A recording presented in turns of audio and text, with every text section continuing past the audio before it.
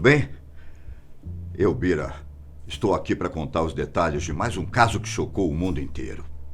Dessa vez, vou relatar como foi boa parte da vida de Natasha Campos, uma garota que foi sequestrada quando tinha apenas 10 anos de idade e conseguiu escapar 8 anos depois. O outro personagem dessa história é Wolfgang Kriklopil, um homem branco, alto, de olhos azuis, cabelos compridos, que aparentemente tinha sérios problemas mentais. Bom, talvez muitos de vocês não tenham estômago para escutar essa história. Então, eu vou logo avisando que um caso desses é um dos mais fortes que eu já vi. No dia 2 de março de 1998, Natasha teve uma briga com sua mãe. Algo que acontece em toda a família. Natasha saiu de casa, andando pelas ruas de Viena, na capital da Áustria. A cidade era segura. Todas as crianças andavam tranquilamente pela cidade. Para ela, parecia um dia completamente normal. Mas Priklopil naquele dia transformou a vida de Natasha em um verdadeiro inferno. Ele colocou a garotinha dentro de uma van branca e foi em direção à sua casa em uma cidade vizinha, onde Natasha passaria boa parte da sua vida. Naquele dia, começava o dilema da vida da garota, pois esse seria o seu primeiro dia de cativeiro. Natasha era uma menina muito sozinha. Por isso, ela sempre assistia a muitos documentários e programas envolvendo crimes. Então, no dia do sequestro, ela sabia exatamente o que estava acontecendo. Imaginem, uma criança de apenas 10 anos de idade sendo sequestrada. Não dá nem para a gente imaginar o que se passava na cabeça dela. Natasha foi mantida em um pequeno porão por incríveis 6 meses. O lugar, que tinha apenas 5 metros quadrados, era escuro e cheirava muito mal. A ausência de um banheiro obrigava a menina a tomar banho na pia. O mais curioso é que Priklopil tinha planejado tudo antes, inclusive o cativeiro de Natasha. Ele tinha construído o cativeiro no porão, o lugar isolado por uma porta de concreto que impedia que as pessoas escutassem os gritos de Natasha. O objetivo de Priklopil era simplesmente fazer com que Natasha o amasse. Estranho, não? Quando ela sumiu, a reação dos pais de Natasha foi de desespero. O pai dela passou anos viajando pela Áustria à procura da filha, assim como em outros países como Hungria, Eslováquia e República Tcheca. Sua esperança era de encontrá-la, mas mal sabia ele que o amor de sua filha tinha por seu pai estava sendo destruído por um maníaco. O sequestrador dizia para Natasha que seu pai a havia vendido. Esse foi um dos truques mentais que ele usou para conseguir ter total controle da mente de Natasha. Ele sussurrava para Natasha enquanto ela estava no porão, dizendo coisas como: eles não amam você, não querem você de volta. Para ser honesto, eles estavam felizes por você ter ido embora. Eu salvei você.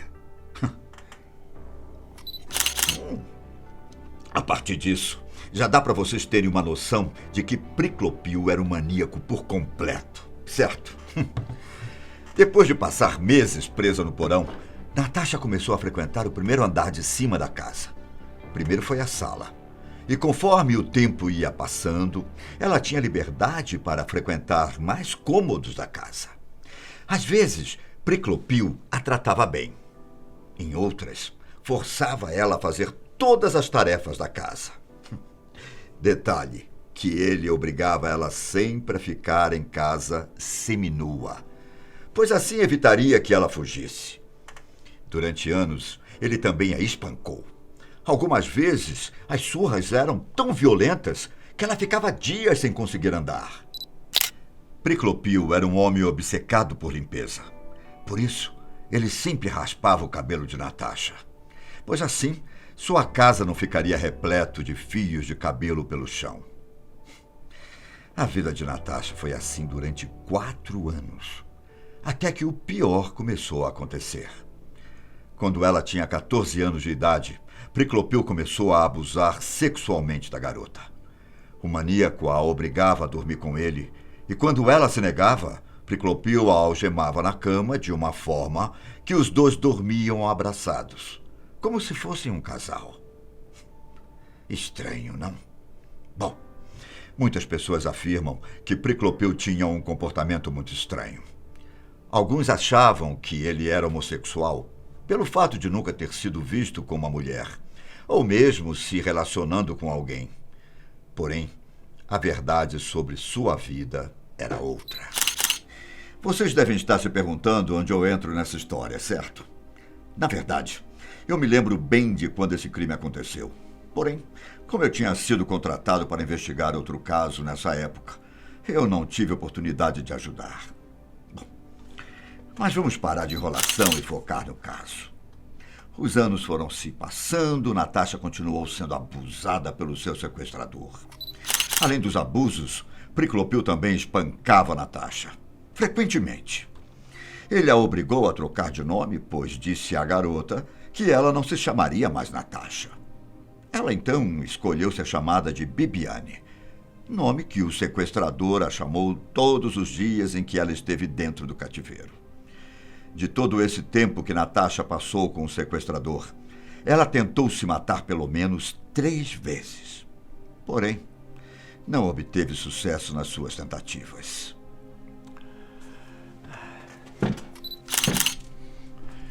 Depois de alguns anos, Priclopio começou a deixar Natasha sair de casa, mas na companhia dele, é claro. A primeira vez foi em um mercado, onde ele afirmou que estava armado e ameaçou tirar a vida dela caso fizesse alguma coisa. A garota o acompanhava em silêncio, com medo de que pudesse perder a vida. Mas um dos passeios que ficou marcado foi quando ele a levou para uma estação de esqui. Lá, ela disse que precisava ir ao banheiro e, depois de fazer várias ameaças, ele autorizou a sua ida. Essa era a chance de Natasha finalmente pedir ajuda a alguém. Enquanto estava lá, ela pediu ajuda para uma mulher, dizendo que era Natasha Campusch e que tinha sido sequestrada. Nesse momento, ela teve a sensação de que seu pesadelo finalmente iria acabar e estaria livre. A reação da mulher? Ela simplesmente sorriu e saiu do banheiro. Anos depois descobriram que essa mulher era holandesa e que não entendeu nada do que Natasha disse. Natasha, sem entender o que estava acontecendo, ficou desolada, pois achou que ninguém mais lembrava dela e que seus pais tinham desistido de procurá-la.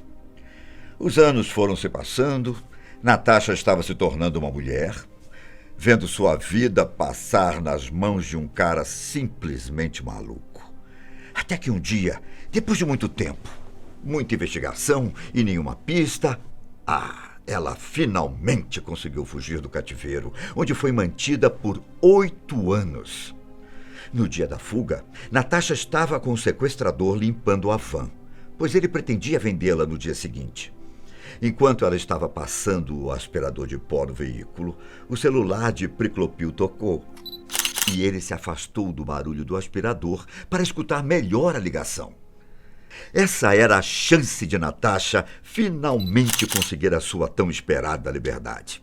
Ela, aproveitando a situação do barulho do aspirador e com o sequestrador no celular, não pensou 2 vezes e se mandou. Ela correu como nunca havia corrido antes. Depois de percorrer cerca de 200 metros, ela chegou ao quintal de uma mulher idosa, a quem pediu ajuda desesperadamente, dizendo que era Natasha Campusch e que tinha sido sequestrada. Por volta de 12h50 do dia 23 de agosto de 2006, com os seus 18 anos de idade, Natasha conseguiu escapar do cativeiro. Ela chamou a polícia, que logo chegou e constatou que ela realmente era Natasha Campusch. Bom, se vocês acharam essa história esquisita, caros amigos, saibam que ainda tem muita coisa bizarra para eu contar. No mesmo dia em que Natasha conseguiu escapar do cativeiro, Priclopil se jogou na frente de um trem e se matou. Natasha, por incrível que pareça, ficou arrasada quando soube que ele tinha morrido. Anos depois de ser libertada, ela teve alguns comportamentos que geraram muitas críticas. Por mais louco ou absurdo que possa parecer, ela comprou a casa onde ficou em cativeiro por 8 anos. Apesar dela mesma achar isso muito estranho, Natasha vai à casa 2 vezes por mês para cuidar do jardim e de outras coisas necessárias. O tabloide britânico Mirror contou que ela carrega uma foto do sequestrador na sua carteira e que na época que ela conseguiu fugir, ela acusou a polícia de ter matado o sequestrador, afirmando que aquela história de suicídio era tudo mentira.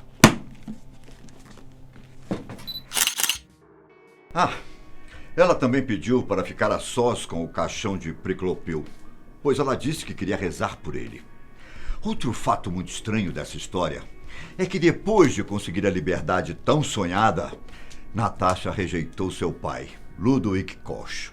Muitos acreditam que a lavagem cerebral feita por anos pelo sequestrador fez com que Natasha tivesse esses comportamentos estranhos, incluindo a rejeição pelo pai.